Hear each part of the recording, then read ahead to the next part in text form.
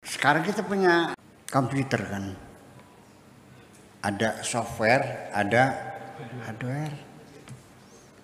Yang kita lihat itu adalah hardware-nya, kabel yang malang melintang tuh, ya kan, solderan, ya kan gitu, semuanya. Tapi software-nya kan bisa dilihat nggak? Tidak. Enggak kan? Kita menginstal Google, ya. Akhirnya kita bisa berselancar melihat kota-kota di dunia, sampai gang-gangnya, sampai jalannya, sampai sungainya, semuanya kelihatan semuanya. Lihat dari atas, dari bawah sampai semuanya. Ini jalan ini juga kelihatan nih, pakai di Google tuh. Kadang pinggannya kita buka gitu kelihatan. Kok canggih banget ya? Di mana? Kelihatan enggak barangnya? Enggak kan? Udah. Kita melihat ada orang sholat. Apa yang kau lihat? Itu bukan sholat yang kamu lihat. Orang yang sedang melakukan sholat. Sholatnya kelihatan enggak? Enggak. Jadi sholat itu fisik atau suatu sistem? Iya. Kita yakin orang itu sedang melakukan sholat. Karena ada rukunya, ada sujudnya, ada i'tidalnya, ya, ada takbirnya, ada salamnya. Oh dia sholat, ya udah sholat. Sholatnya nggak kelihatan kok. Nah makanya ketika kita melihat Allah itu kelihatan nggak? Ya nggak kelihatan. Yang kita apa? Yang kita adalah makhluknya. Yang bergerak ini, matahari yang berputar, ya bumi yang berrotasi, iya, bumi yang berevolusi mengelilingi matahari, matahari yang sering berputar, wa kullun fi falakin yasbahun, saling mengitar dalam bentuk galaksi-galaksi dan sebagainya. Semua pergerakan-pergerakan itu yang kita lihat. Tapi yang menciptanya kelihatan enggak? Enggak kan? Jadi ruku, sujud itu kan dicipta oleh sistem sholat yang sudah disepakati, kan begitu. Itulah makanya ada satu mazhab namanya panteisme. Panteisme itu bahasa Arabnya wahdatul wujud. Seperti yang diyakini oleh Syekh Siti Jenar, oleh Al-Hallaj dan pengikut-pengikutnya, bahwa alam ini adalah manifestasi dari ketuhanan. Jadi alam ini adalah bagian dari ketuhanan yang bisa kelihatan kita. Tuhan yang hakikinya tidak bisa kita lihat. Yang kita adalah kesatuan Tuhan dengan alam semesta ini. Kan menjadi masalah. Kita bicara di sana, kita juga disalahkan. Kita bicara ini disalahkan. Itu kadang-kadang juga saya punya pendirian begini. Ini menjadi sulit. Ketika kita mengatakan tidak kenal Allah, disebutnya kita kafir. Kalau kita bilang kenal Allah, kita disebutnya murtad. Jadi gimana? Baiknya dijawabnya, kenal atau tidak kenal? Kalau tidak kenal disebutnya kafir. Kalau kenal disebutnya jadi sulit. Jadi artinya antar umat Islam sendiri ini pertengkaran sangat keras sekali. Sampai memakan korban, nyawa, ribuan korbannya. Perdebatan tentang akidah semacam ini. Yang semuanya adalah kira-kira mereka semua kok. Termasuk Quran itu makhluk atau bukan makhluk. Ini jadi masalah. Korbannya 10.000 orang Mu'tazilah yang dibantai. Dipenggal kepalanya oleh orang ahli sunnah wal jamaah. Kejam. Begitu Mu'tazilah menang juga sama. Orang sunnah cuma dibantai juga, bolak-balik sama akhirnya. Nah, ini masalah akidah, masalah Quran, masalah qada dan qadar, masalah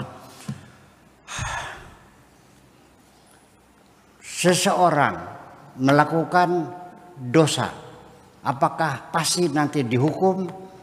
Orang melakukan kebaikan, apakah pasti dapat pahala?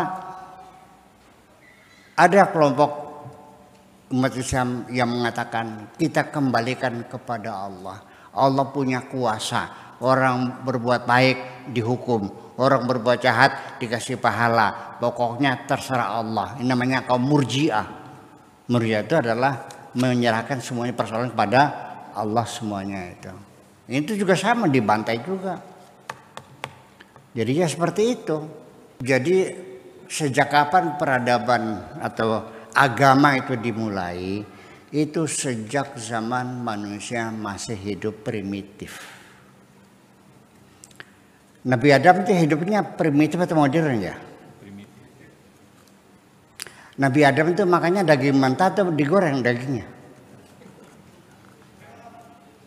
Nabi Adam pakai kotek atau pakai sarung? Kalau dia manusia pertama masih sendirian, ya pasti belum ada bata, belum ada gendeng, belum ada kipas, belum ada listrik. Sendirian. Dan baju juga belum ada. Nabi Adam sendiri sebagai makhluk yang hidup di zaman primitif sudah bertuhan kok. Ya. Sejak kapan? Sejak manusia ada di bumi melihat fenomena alam semesta dengan musim yang berganti, dengan halilintar, dengan terik matahari, dengan apalagi gempa bumi, dengan tsunami dan bencana-bencana alam yang lainnya, apakah itu tektonik, apakah itu vulkanik dan sebagainya, itu semuanya mendorong manusia berpikir pasti di sini ada kekuatan besar yang mengatur alam semesta. Jadi sejak kapan orang beragama? Sejak awal manusia hidup masih primitif, itu manusia sudah beragama. Agar seperti apa? Ya sesuai dengan pikirannya dong. Yang penting bertuhan. Kalau menemukannya sungai ya Tuhannya sungai, menemukannya pohon yang besar ya pohon. Di sini juga banyak kan pohon yang dibungkus kain putih kan? Apa namanya tuh? Kebuyut. Biasanya pohon beringin ya? Biasanya. Atau pohon itu apa? Gayam tah?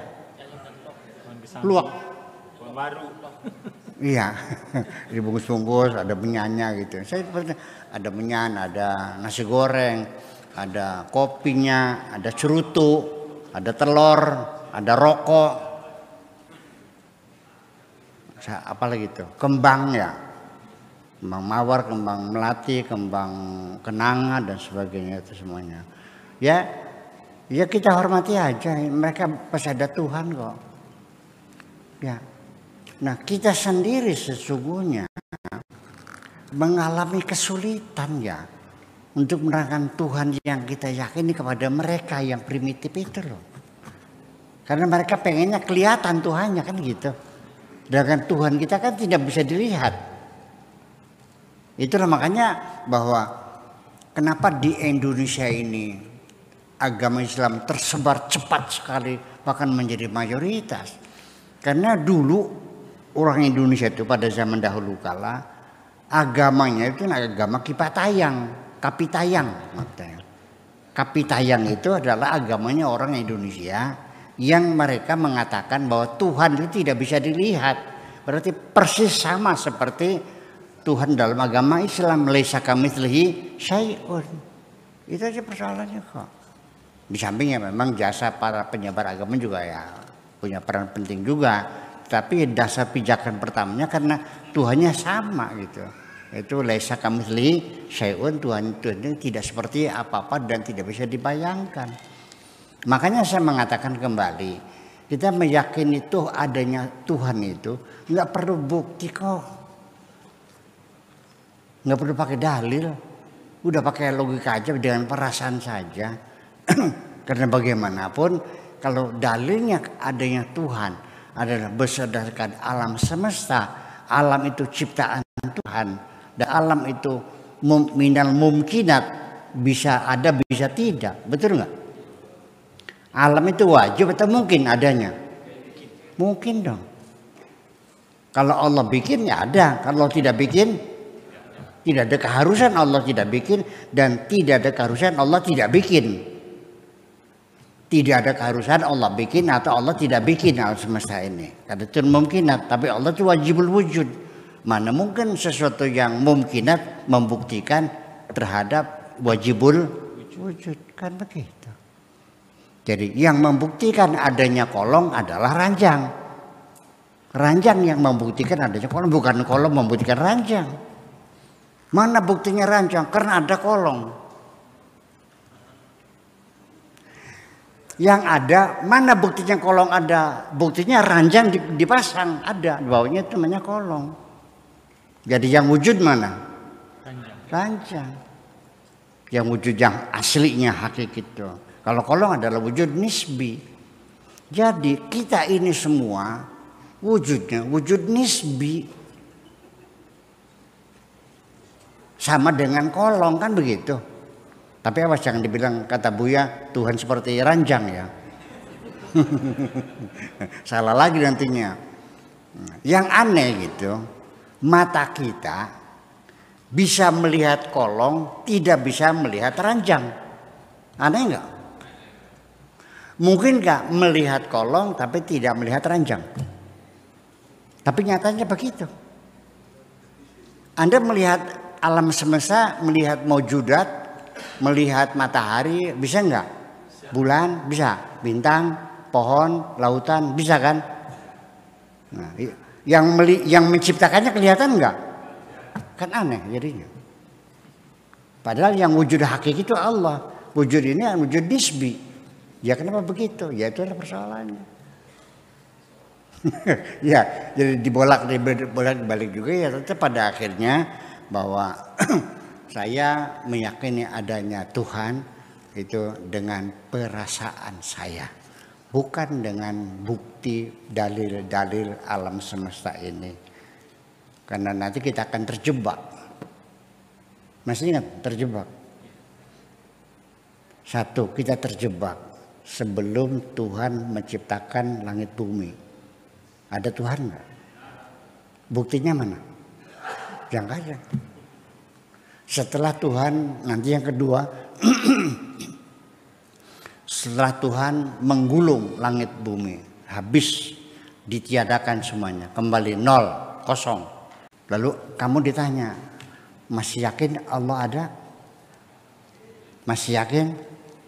Masih yakin. Mana buktinya? Anda kehilangan bukti. Begitu Anda kehilangan bukti, Anda akan terpaksa mengatakan Tuhan tidak ada. Karena tidak ada bukti. Paham nggak? Jadi gini, saya mengatakan Allah ada. Tidak perlu bukti. Tidak harus dibuktikan dengan bukti. Tidak harus diargumentasikan dengan dalil-dalil. Yang jelas aku merasakan Tuhan ada. Paham nggak? Gitu. Tidak diperlukan dengan dalil-dalil. Karena Tuhan tidak memerlukan dalil. Tuhan tidak pernah terikat dengan hukum kausalita. Sebab akibat. Karena Allah adalah sebagai prima kausa. Ya, tidak bisa dipertanyakan mengapa. Tuhan tidak boleh ditanya mengapa. Apapun yang dilakukan Tuhan tidak boleh dipertanyakan mengapa. La yus'alu amma yaf'alu wa hum yus'alun. Tidak boleh ditanya kenapa Allah berbuat ini. Tetapi kamu semua manusia harus dipertanyakan kenapa kau lakukan ini. Kan begitu. Kamu sedang berjalan naik motor. Lalu ditanya mau kemana Bung? Nggak tahu. Orang waras nggak? Nah, kamu lagi apa duduk sini? Nggak tahu. Harus ada jawabannya. Kemana kamu? Cada pinggan. Untuk apa? Mau ngaji. Sama siapa? Mau wirsakur. Ya kan begitu. Kamu kenapa duduk di sini? Ya sedang nunggu. Nunggu siapa? Nunggu teman. Jadi apapun yang kita lakukan harus ada jawaban. Mengapa? Kalau kita tidak ada jawabannya berarti kita orang gila. Nah kalau Allah tidak boleh dipertanyakan. Mengapa? Kenapa orang yang sholatnya rajin banyak hidupnya barat buat makan aja susah. Tapi kenapa orang Tionghoa yang tidak pernah sholat kok kaya-kaya? Sok nanya sama Allah, tampak sih. Itu persoalannya. Udah Allah yang berkuasa. Ya itu. Nah, itu persoalannya. Jadi kita kembali lagi pada pertanyaan tanah. Serba sulit bagi saya. Satu tadi yang menjadi kesulitan itu kita melihat kolong. Mata kita bisa melihat kolong, tapi tidak bisa melihat ranjang. Kita bisa melihat makhluk, tapi kita tidak bisa melihat khalik. Padahal makhluk wujudnya nisbi, khalik wujudnya sifatnya wajib. Tapi mengapa demikian? Itulah persoalannya. Maka kita meyakini adanya Tuhan bukan dengan dalil, bukan dengan bukti. Yang dipastikan adalah Tuhan ada dan tidak perlu dalil. Ya. Orang yang berpaham panteisme, alam semesta ini adalah merupakan kesatuan dengan Tuhan juga. Berarti kita melihat alam sama dengan melihat Tuhan, itu persoalan. Oke, makasih itu aja.